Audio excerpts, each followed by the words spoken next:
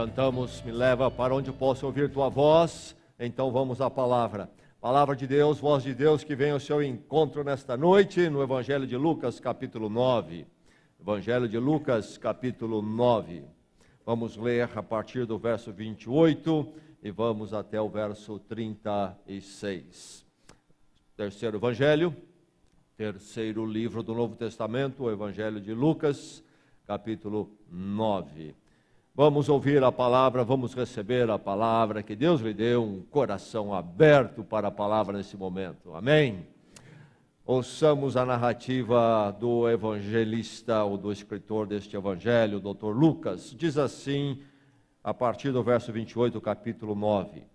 Aproximadamente 8 dias depois de dizer estas coisas, Jesus tomou consigo a Pedro, João e Tiago e subiu a um monte para orar. Enquanto orava, a aparência de seu rosto se transformou e suas roupas ficaram alvas e resplandecentes como o brilho de um relâmpago. Surgiram 2 homens que começaram a conversar com Jesus. Eram Moisés e Elias. Apareceram em glorioso esplendor e falavam sobre a partida de Jesus que estava para se cumprir em Jerusalém. Pedro e os seus companheiros estavam dominados pelo sono. Acordando subitamente, viram a glória de Jesus e os 2 homens que estavam com ele. Quando estes iam se retirando, Pedro disse a Jesus: Mestre, é bom estarmos aqui. Façamos 3 tendas, uma para ti, uma para Moisés e uma para Elias. Ele não sabia o que estava dizendo. Enquanto ele estava falando, uma nuvem apareceu e os envolveu, e eles ficaram com medo ao entrarem na nuvem. Dela saiu uma voz que dizia: Este é o meu filho, o escolhido, ouçam-no. Tendo-se ouvido a voz, Jesus ficou só. Os discípulos guardaram isto somente para si naqueles dias. Não contaram a ninguém o que tinham visto.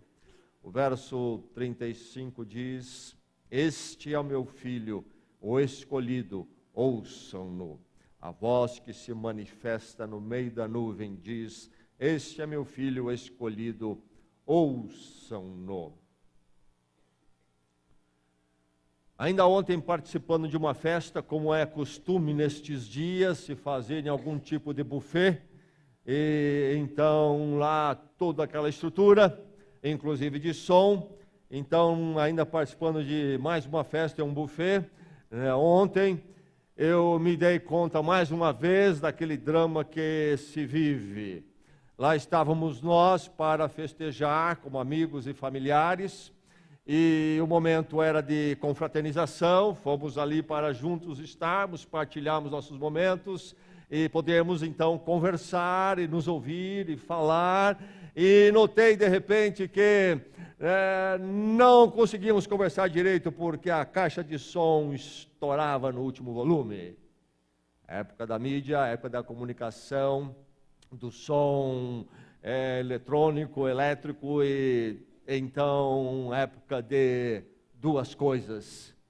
Muita facilidade de se expor, uma voz, uma mensagem, facilidade de se fazer isso porque há como se transmitir e amplificar, e aí então também volume alto e muitas vozes então falando e muitas coisas ao mesmo tempo, muitas mensagens pipocando no ar, e nós ficamos aturdidos e nós ouvimos sons a todo momento, em todo lugar, e esta cacofonia aí de ruídos, e nós temos dificuldade de discernirmos as vozes e sabermos a quem nós devemos ouvir, ou até mesmo sabermos a quem estamos ouvindo.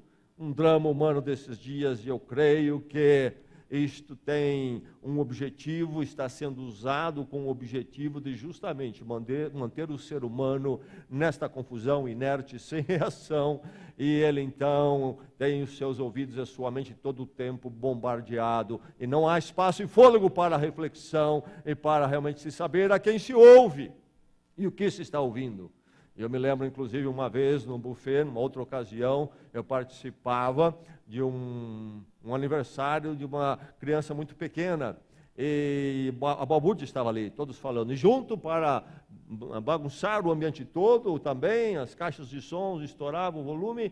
E lá estava se tocando, no meio daquela música, daquela festa infantil, uma das músicas mais safadinhas que eu já ouvi na minha vida.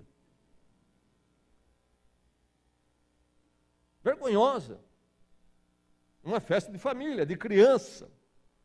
Uma música que eu creio que hoje não, mas não muito tempo atrás, vamos falar 20 anos atrás, seria tocado apenas em alguma boate. Agora no buffet infantil. E há tanto ruído. E não discernimos. E ninguém naquele buffet parece que percebia a música que estava sendo tocada, o absurdo daquele momento, com todo aquele conjunto. Vivemos então esses dias, chamados dias da comunicação, mas me parece que é mais um dia da confusão, e o ser humano não sabe a quem ouvir. Mas além do eletrônico, da mídia, etc., com esta comunicação, essa facilidade de comunicação, nossos dias é também marcado pela variedade, pelas inúmeras vozes que dizem ter a direção, a verdade que o ser humano deve buscar, a qual ele deve se entregar, aquilo que deve dar o sentido, a direção à sua existência diante do universo. E há um supermercado, não é, com prateleiras cheias de propostas, e as pessoas correm daqui para lá e de lá para cá, e há todo tipo de oferta então, e cria uma confusão no ar, e a questão toda é a quem é que eu devo ouvir e a quem é que eu estou ouvindo. Se é que eu sei a quem eu estou ouvindo. E se eu sei a quem estou ouvindo, será que eu sei realmente? Houve uma reflexão, ou fui levado por um bombardear de mensagens? Há uma reflexão em mim que me diz que eu devo ouvir tal mensagem. Que a esta mensagem, a esta verdade é que os meus ouvidos devem atentar. Será que esse entendimento e a palavra de Deus nesta noite vem então ao encontro da sua vida e vem para dizer a você que no meio de toda esta confusão que inclusive impossibilita do ser humano realmente pensar e saber a quem é que ele está ouvindo, a palavra de Deus vem dizer que você pode saber a quem você deve ouvir e você pode ouvir a quem você deve ouvir. E a palavra de Deus, então, vem dizer a você nesta noite, ouça ao único credenciado a falar. Ouça ao único credenciado a falar. E se ele é o único credenciado a falar, então ele é o único credenciado a ser ouvido. Ouça ao único credenciado a ser ouvido. O único a quem você deve dar ouvido. O único que merece a atenção dos seus ouvidos. A quem é que você está ouvindo? A palavra de Deus diz, ouça ao único credenciado a falar. Ele está aí, de forma muito clara, colocado e apresentado na história, nos nossos dias e na palavra. E não há razão para a confusão na sua vida, por mais que as mensagens, a mídia e as propostas girem à sua volta, e o ruído e a balbúrdia seja tão intensa que você não consegue saber o que você está ouvindo, ou não sabe por que está ouvindo. Você pode ouvir, a palavra de Deus vem para esclarecer, no meio dessa balbúrdia, e soa o sonido claro sobre aquele único credenciado a falar, e o único a quem você deve ouvir. Graças a Deus por isto. E o que é que o texto diz? O texto diz que Cristo é o único credenciado a falar. Simplesmente isto. Cristo é o único credenciado a falar. Portanto, o único que está credenciado a ter os nossos ouvidos. O Evangelho complica o desejo do mundo atual. Esse tipo de exclusividade não é bem-vindo nos nossos dias. Não é aceito, até porque há esta vontade de confundir-se tudo e muita coisa, fazer barulho no ar, e querem dizer que então todos estão credenciados. E a palavra de Deus sempre volta, o Evangelho sempre volta, Jesus Cristo sempre volta a esta exclusividade sobre a pessoa dele. O mundo quer tomar Cristo, desfigurá-lo, criar um outro Cristo para se encaixar nessa balbúrdia e ele ser apenas mais uma voz entre tantos quantos quisermos credenciar por aí. Mas o Evangelho, quem conhece a palavra, quem conhece Jesus Cristo histórico, o único que pode ser conhecido realmente, sabe que está em possibilidade. Há um único credenciado a falar, o Senhor Jesus Cristo. Agora, para entendermos bem isto e a profundidade deste momento que acontece no ministério de Jesus, quando ele toma 3 discípulos para um momento de oração numa montanha, é preciso entender a riqueza do cenário, do pano de fundo aqui, do Velho Testamento. A palavra de Deus nos revela a humanidade que rompeu com Deus, a pessoa de Deus mais e mais. Deus age na história humana desde o Jardim do Éden, quando o ser humano rompe com Deus. Deus começa a agir uma história conhecida como a história da salvação, a história de trazer o ser humano de volta a Ele, de resgatar o ser humano desse caminho longe dele, o pior dos caminhos, o caminho terrível, destrutivo, caminho de condenação e caminho que arrebenta o ser humano. Deus começa a trabalhar desde o Jardim do Éden, um plano de redenção.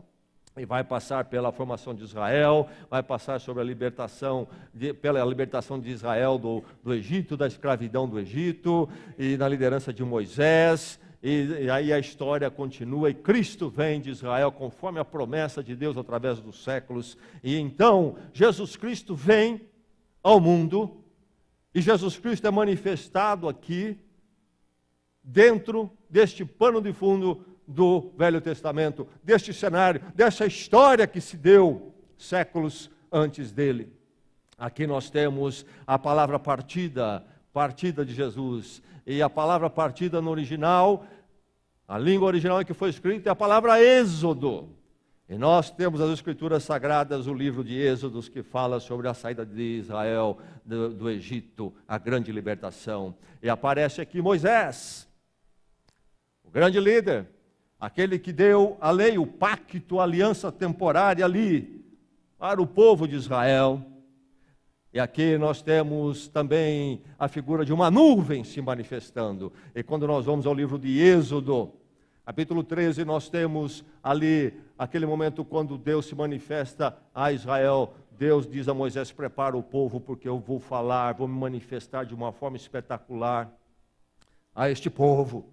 E há aquele momento quando então o Monte Sinai é coberto por uma nuvem, e o povo ali embaixo em temor olha aquilo, e Deus sela ali o pacto dele com aquele povo, o povo que ele levantou. Então está aí a figura da nuvem, e nós temos aqui a figura de tendas, ou poderíamos nos reportar a tenda do encontro, aquela tenda que era armada fora do arraial, do acampamento do povo de Israel, enquanto marchava pelo deserto na direção da terra prometida, depois de saírem do Egito.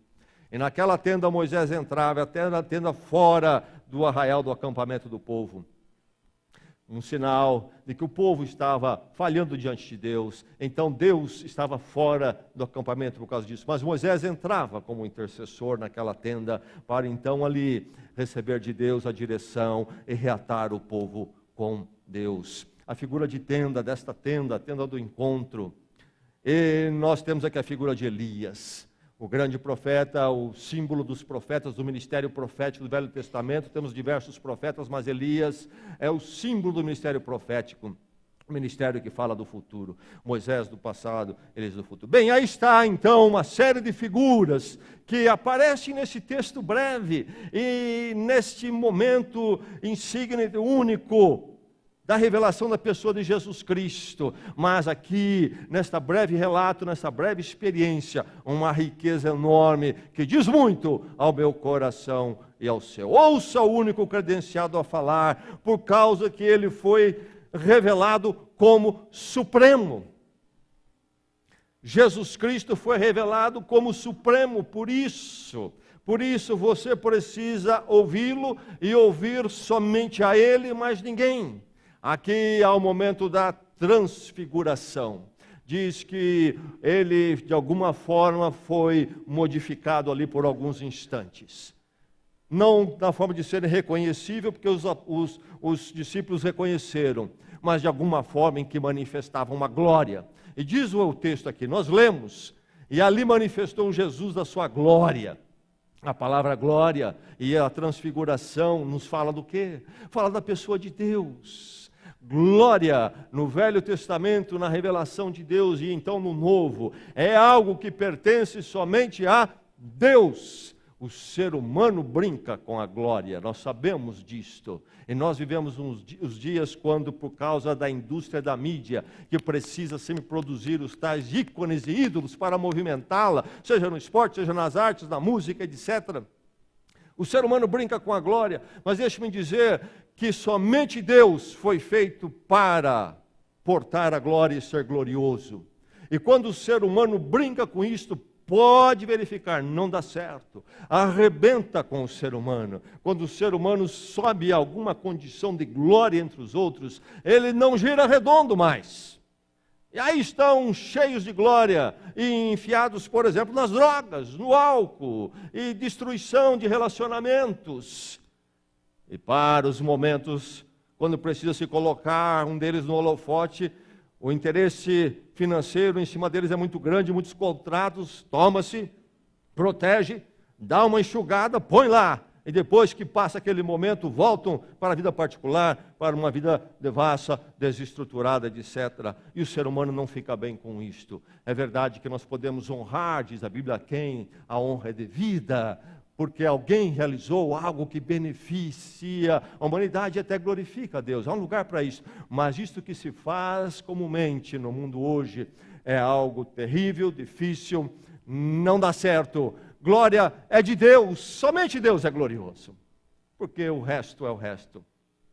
Pode estar portando uma glória que os seres humanos constroem aí na sua arrogância, mas quem é? Por que não dá certo? Por que isto faz mal? Porque ele é igual eu e você.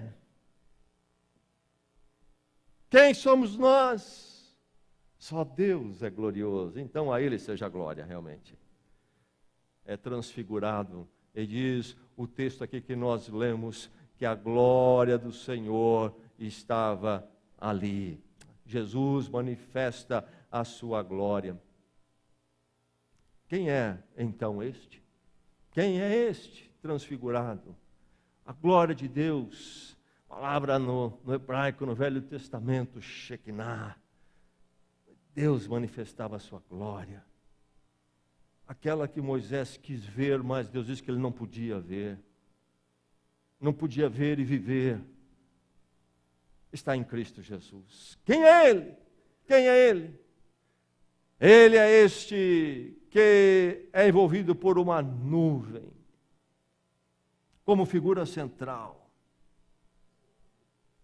E é apresentado como Filho de Deus. Jesus havia já previsto a sua morte, falado aos seus discípulos. E aqui nesse texto ele fala novamente, quando ele conversa com Moisés e Elias, diz aqui, fala sobre a sua partida em Jerusalém. Jesus veio como homem sofredor, homem de dores, por mim e você, para ser um entre nós e carregar sobre ele, tomar na cruz toda a nossa miséria, todas as nossas dores, como homem em verdade, mas também ao mesmo tempo, Deus entre nós, Emanuel. Aí está Jesus Cristo, a nuvem que lá no Velho Testamento manifestou a glória de Deus ao povo de Israel, naquela manifestação espetacular, que nenhum efeito de mídia poderia chegar perto. O povo de Israel olhou para a montanha fumegando, e Deus se manifesta ali. Agora, a nuvem está revelando a pessoa de Jesus Cristo, e a voz diz, é meu filho escolhido. Vai nos reportar aqui a figura do indicado para ser o Messias. a revelação de Deus entre nós como Senhor e Salvador. E aí está então a figura de Jesus Cristo ganhando esta condição, revelando esta condição entre nós, tremenda, que ninguém mais pode ter ou tem. Nenhum fundador de religião, nenhum guru de plantão, ninguém é revelado desta forma, ou pode ter uma revelação assim. E quando a nuvem se manifesta ali, os discípulos fazem o quê? Os discípulos, diz o texto aqui, ficaram com medo. O que é isto? É o temor. É o temor que a presença de Deus deve produzir em nós. Não no sentido do terror, se você é filho de Deus em Cristo Jesus. Terror é para aqueles que um dia haverão de fazer face à justiça dele, aqueles que realmente viveram contra e rebelados contra Deus, distante dele, etc. Mas o filho de Deus tem o temor, entende quem Deus é e quem ele é, e sabe sobre a glória de Deus, e ele caminha com temor. E eles ficaram então cheios de temor ali, diante desta manifestação em relação todinha à pessoa de Jesus Cristo. Quem é? Quem é este a quem eu devo ouvir? Quem é este? Ele é o único, por quê? Porque ele foi revelado como supremo. Eis a questão humana. Onde está Deus? Sinto um vazio aqui dentro. Não tem um significado e direção. Deus está aí ou não está aí? É possível me encontrar com Ele? Em que porta eu vou bater? Há muitas portas, vou bater em todas. Deve estar em todas. Ou não está em todas, e alguma vai estar. Que voz eu vou ouvir, se eu vou poder ouvir Deus? Há tantas vozes. Todas as religiões são iguais, todas as vozes são vozes de Deus. Não. Encontre-se com Deus em Cristo. Encontre-se com Deus em Cristo. Ouça o único credenciado a falar, por causa que ele foi revelado como supremo. Ouça o único credenciado a falar, pois ele tem uma posição inigualável. Isto é, ninguém, nada se iguala à posição dele. Sendo Deus entre nós, manifestado de uma forma tão próxima em Cristo Jesus, mas também revelado em alguns momentos nesta glória divina, para que soubéssemos que muito além do homem Jesus há Deus entre nós, precisamos lembrar que Ele é nessa condição inigualável. Pode-se fundar religiões, pode-se propor caminhos alternativos, etc., mas não há nada que possa se igualar à manifestação de Deus em Cristo Jesus. Pedro intervém. Vamos construir 3 tendas. O momento é tremendo, é maravilhoso. Um pouco do céu desce à terra. E eles ficam ali, então, tomados de assombro e temor. Tal é a manifestação. Mas chega um momento que Moisés e Elias estão indo. E Pedro percebe, vai passar, vai acabar, a nossa velha realidade volta. Jesus Cristo não veio ainda para nos dar a glória definitiva, a presença gloriosa dele, eterna. Pedro então teme. Pedro não quer isto, e ele intervém. Ele intervém com o quê? Alguns diriam, um projeto habitacional. Vamos fazer 3 casas. 3 tendas. Uma para o Senhor, uma para Moisés, uma para Elias. O que é que Pedro faz nesta hora? Pedro comete um tremendo engano, um erro, que há de errado construir uma tenda para cada um. Vamos aplaudir a Pedro. Boa intenção. Não. Pedro, neste momento, com essa proposta, ele torna Moisés, Elias e Jesus como igualitários. Iguais. É verdade que na história da salvação, da redenção, Deus agindo através dos séculos, Moisés tem um lugar fundamental. É verdade que mais tarde Elias tem um lugar fundamental.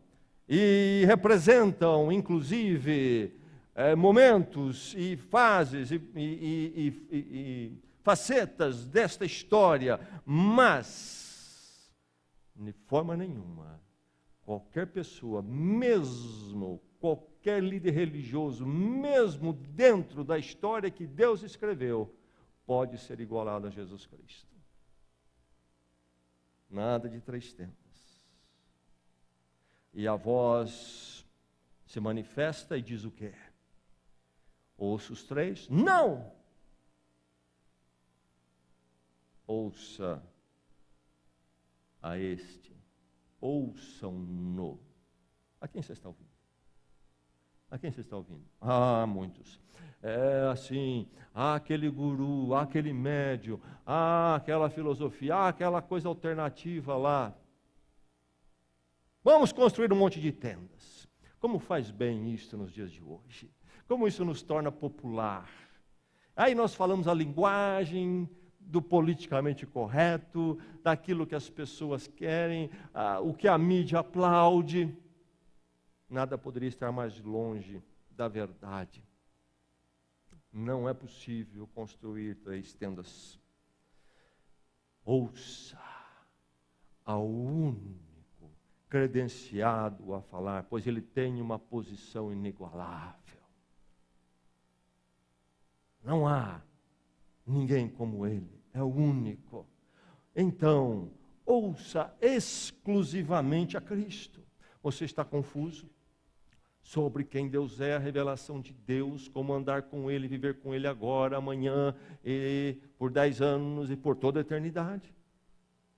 Não precisa ficar confuso. A Bíblia, a palavra de Deus, a ação de Deus na história é muito clara. Há um único credenciado. Ouça exclusivamente a Cristo. Nada de 3 tendas, nada de 10 tendas, nada de 50 tendas. Não precisa ficar correndo de tenda em tenda. Não é possível isto, não existe isto. Existe um só. A Ele ouvir. Você tem ouvido a Cristo? Você tem dado tempo para ouvir a Cristo? Você tem buscado conhecê-lo? Ouça ao único credenciado a falar, pois ele é a mensagem conclusiva. A história começa lá no Jardim do Éden, eu já disse, e ela percorre séculos, até que chega aquele momento que o apóstolo Paulo chama de a plenitude dos tempos. Os profetas falaram da vinda de Cristo, e os séculos foram percorridos nessa esperança, neste aguardo, nesta promessa, já feita inclusive lá no Jardim do Éden. E o tempo passou e passou. Moisés foi parte dessa história construída por Deus, Elias teve o seu momento, mas essa história na plenitude dos tempos é consumada, quando Deus então envia-nos o seu Filho Jesus Cristo. Deus mesmo vem andar entre nós em Cristo Jesus. Moisés e Elias. Nós temos aqui a história chamada escatológica, esta é a história de Deus que caminha para um objetivo e um fim. O popular nos nossos dias é se pensar que a história não tem fim, e que ela até fica se repetindo. Mas a palavra de Deus diz que Deus tem o controle da história e ela tem uma direção e caminha para a direção que Ele quer e vai realizar. E essa história vem correndo na humanidade e no centro a história da salvação. Deus buscando o ser humano e buscando o ser humano. E aí então nós temos Moisés, que se refere ao que Deus fez no passado. E nós temos Elias, os profetas que falam do futuro. Então Moisés e Elias têm muitas simbologias aqui, e uma delas é esta, a história escatológica. Aquilo que Deus está fazendo para a redenção do ser humano e caminhando para as últimas coisas, para a conclusão. Em Jesus Cristo está esta mensagem conclusiva. nele ela fica plena. É Ele, esta conclusão. E agora nós apenas aguardamos então que aquilo que Ele já conquistou para nós e por nós, o amor de Deus na cruz, seja entregue e finalizado com a sua segunda vinda. Então, Elias e Moisés apontam para Jesus Cristo. Por isso eles saem. Eles vêm ali naquele momento apenas como testemunhas dessa história, desse plano de Deus.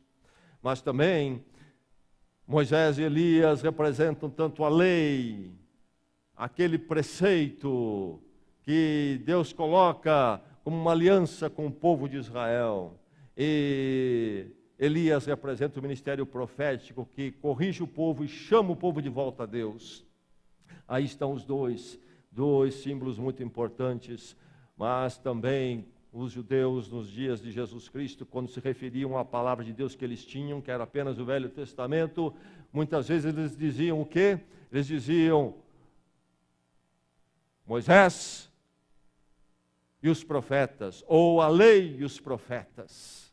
E aqui nós temos então a palavra de Deus representada em Moisés, que nos deu, ou deu a lei a Israel, e Elias, o profeta. A lei e os profetas dizem, quando Jesus é interpelado alguma vez sobre algum texto do Velho Testamento, é dito a ele, olha, os profetas e a lei dizem isto, se referem ao Velho Testamento.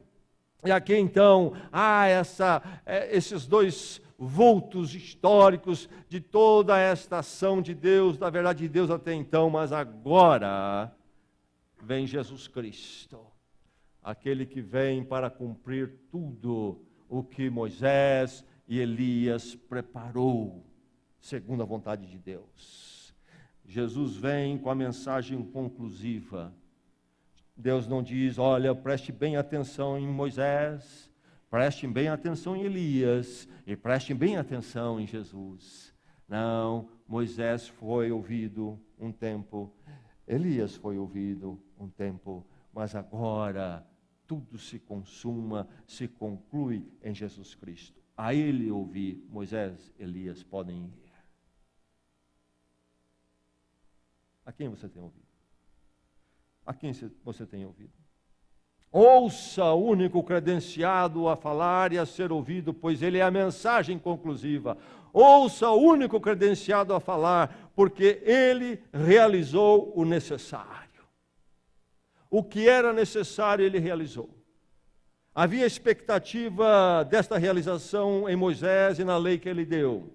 Havia essa expectativa nas promessas e correções dos profetas, que Elias representava. Mas agora em Jesus Cristo, então, tudo se cumpre.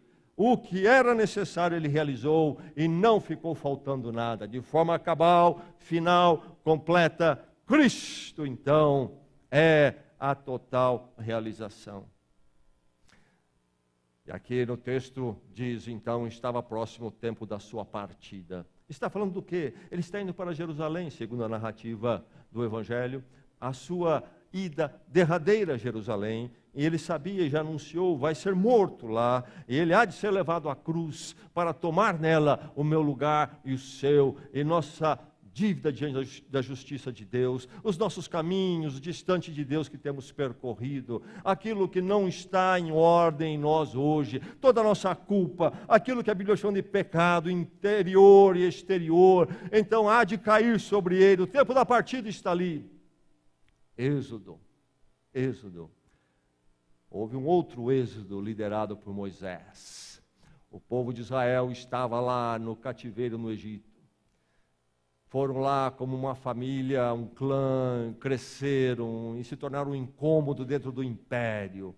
E o império começou a oprimi-los com medo do que eles poderiam fazer. E eles sofriam muito, clamaram a Deus. Deus levanta Moisés para libertá-los do poder tremendo de Faraó.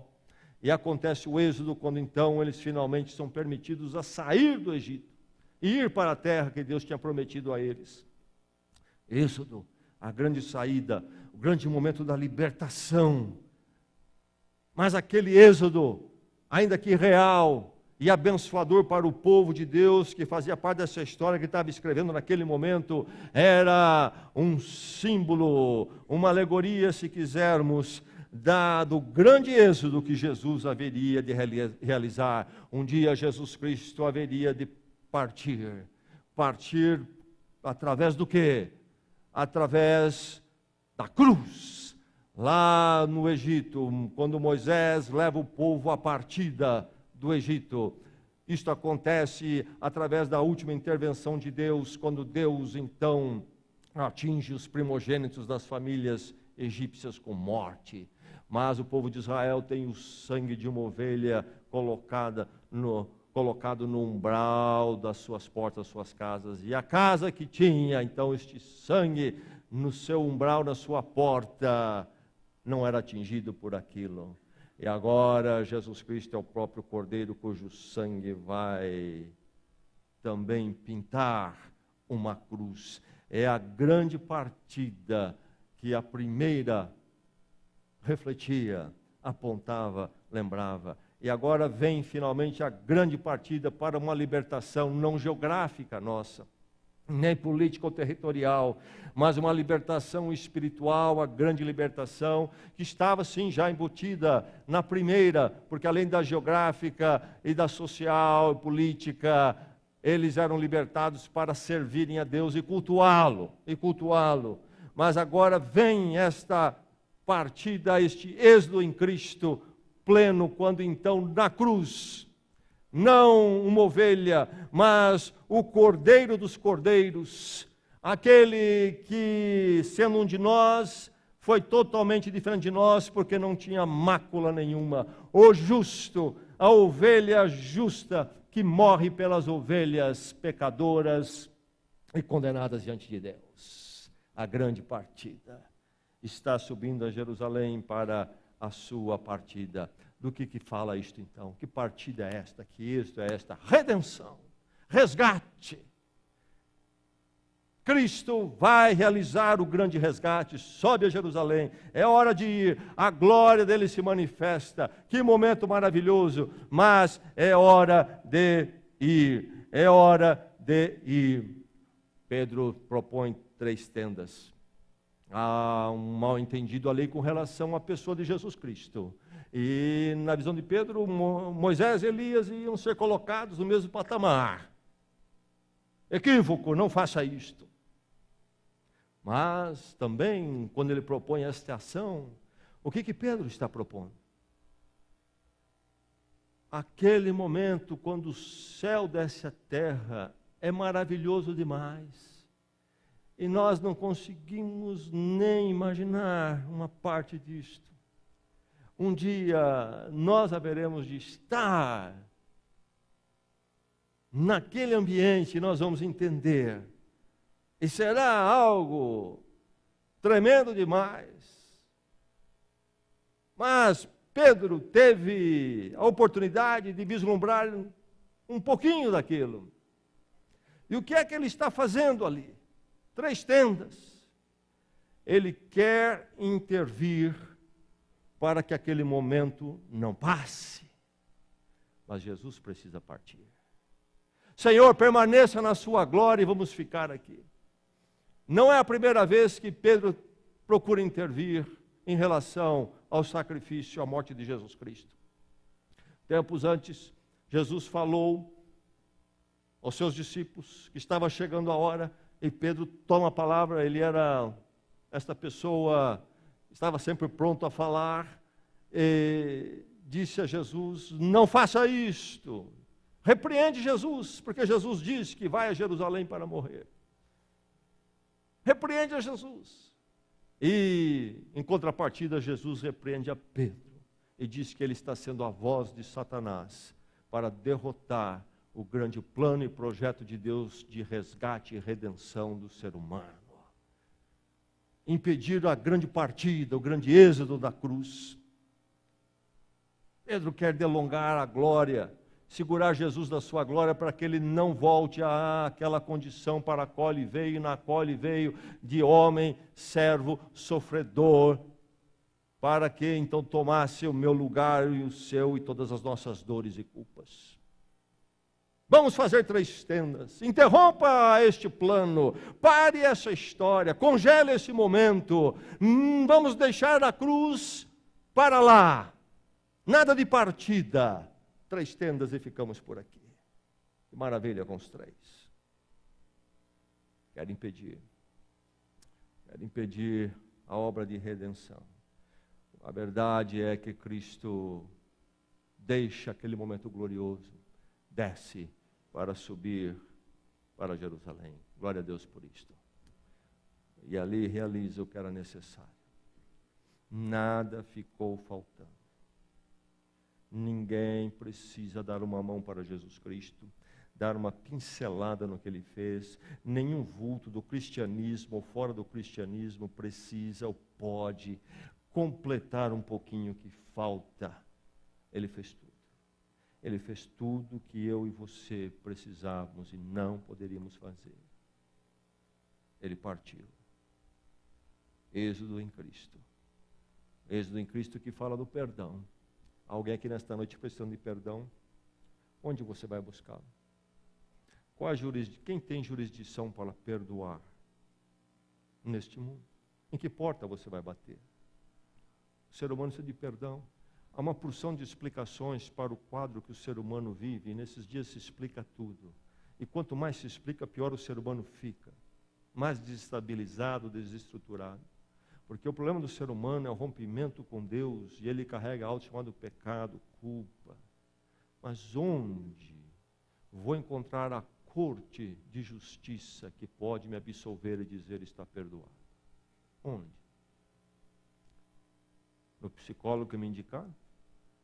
No psiquiatra? Quem sabe vou ao fórum da cidade falar com o juiz principal lá? Onde vou? Assim, vou ao meu pai, minha mãe. Ou vou ao sacerdote daquela igreja, ou a um pastor. Ele tem poder para perdoar.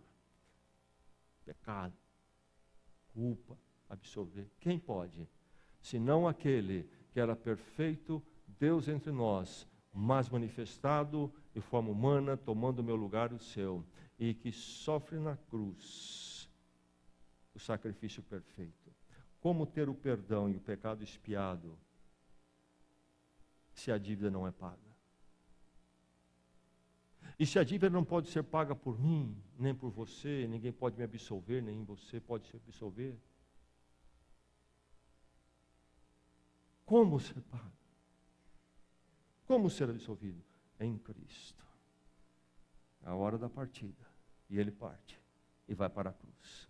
Aquele que conhecia a glória, aquele que era a glória, Deus entre nós, parte para a cruz em Jerusalém, para o perdão. E havendo perdão, então, há o resgate. Somos, por Cristo na cruz, retirados do nosso cativeiro, do nosso Egito, criado pelo mundo e o diabo, que nos escravizou no pecado e nos coloca na condição de condenados e rompidos com Deus. Deus desce em Cristo ao nosso cativeiro, arrebenta o cativeiro, para então nos tomar para si. Glória a Deus por isto. Paga todo o resgate. Fomos sequestrados das mãos de Deus pelo diabo e o mundo. Cristo paga o resgate e arrebenta o cativeiro. E agora, então podemos o quê? Estarmos reconciliados com Deus, sermos amigos de Deus, sermos de Deus e sermos então portadores de uma nova vida com Deus. Há alguém nesta noite aqui que pode dizer: eu já fui perdoado, eu já fui resgatado, fui reconciliado e vivo uma nova vida com Deus? Você já ouviu a quem você deve ouvir? Você já ouviu quem foi credenciado? Alguém sofrendo, alguém em angústia aqui, alguém escravo do pecado, alguém sentindo o vazio, a falta de Deus, alguém precisando de significado, propósito para acordar cada manhã e uma esperança eterna que não passa, alguém aqui cansado dos brinquedos do mundo e de ser iludido e sempre acordar com um gosto de ressaca na boca no outro dia, alguém aqui escravo do pecado, do vício, do orgulho, de uma droga, da falsidade, da desonestidade. Há alguém aqui precisando então de uma nova vida com Deus e perdão, resgate, ouça o único credenciado, e ele há de fazer uma obra na sua vida transformadora, e você será então vivo para Deus, e não mais para o diabo, o mundo, hoje e para todos sempre. Glória a Deus por isso. O êxodo passa por aqui, o êxodo em Jesus Cristo. Você tem ouvido? Este é meu filho amado, o escolhido. Ouçam-no. Que noite abençoada para você ouvir e nunca mais ser o mesmo. Há esperança aqui nessa noite. Há libertação aqui nesta noite. Há um encontro com paz nessa noite aqui. Há a possibilidade de você encontrar o significado, razão para viver. Aqui nesta noite é possível encontrar a alegria do Senhor, que o mundo não pode dar.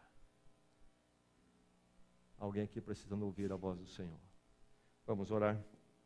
Feche os seus olhos, volte seu pensamento ao Senhor. A palavra fala ao seu coração, você no meio dessa confusão toda. E sabe, daqui um pouco você vai sair novamente, o bombardear vai lhe cercar. E aquilo que Deus fala a você agora será abafado. Deus fala a você agora, não desperdice, responda agora, ouça. Diga ao Senhor, confesse o seu pecado, sua necessidade de perdão, sua necessidade de uma vida nova, de acertar com Ele, de saber que você é dele hoje e para todo sempre. Diga que você reconhece que Cristo morreu por você e que o sacrifício dele foi cabal, total, suficiente. Agradeça a Deus porque no amor dele ele proveu aquilo que você não podia prover para você. Receba com humildade o perdão que você não pode comprar, tenha humildade. Receba esse favor, graça. Entregue sua vida a Deus. Ouça. Deus fará algo novo na sua vida agora mesmo. Ouça a Cristo.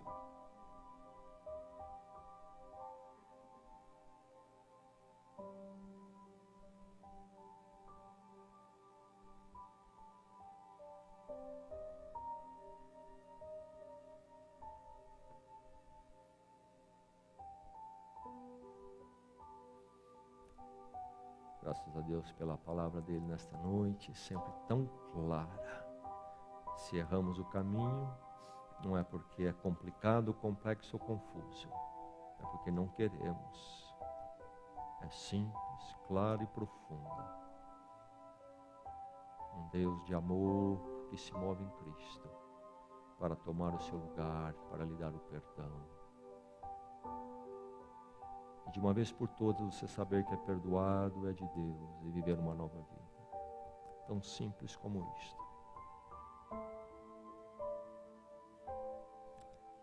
Graças a Deus pela sua palavra.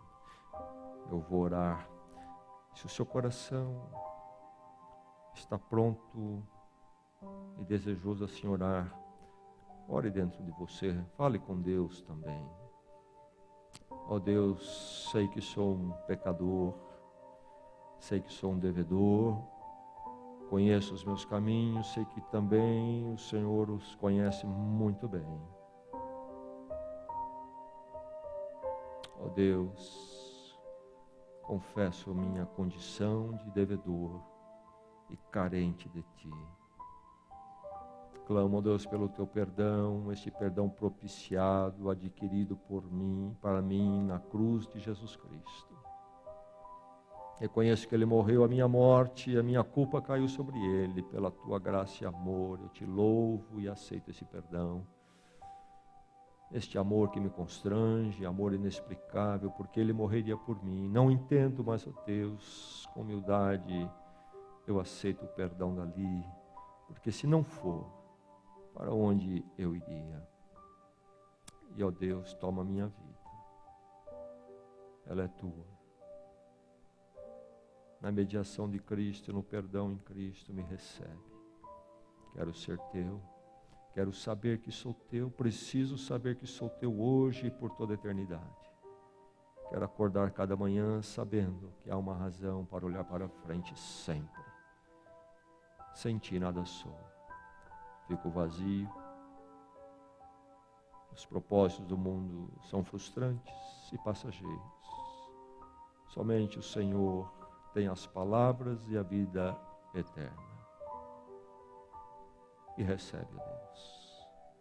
Transforma a minha vida, muda os meus caminhos. Quero ouvir a tua voz e fazer a tua vontade. Modifica o que tem que ser modificado em minha vida. Modifica meus pensamentos, modifica minhas escolhas. Que tudo esteja submisso agora, daqui para frente, à tua vontade, Senhor. Muda meus hábitos. Entrego isto que tem me dominado. Me liberta, Senhor, de tudo isto. Me dá uma nova vida em Ti. Peço pelo Teu amor em Cristo. Amém.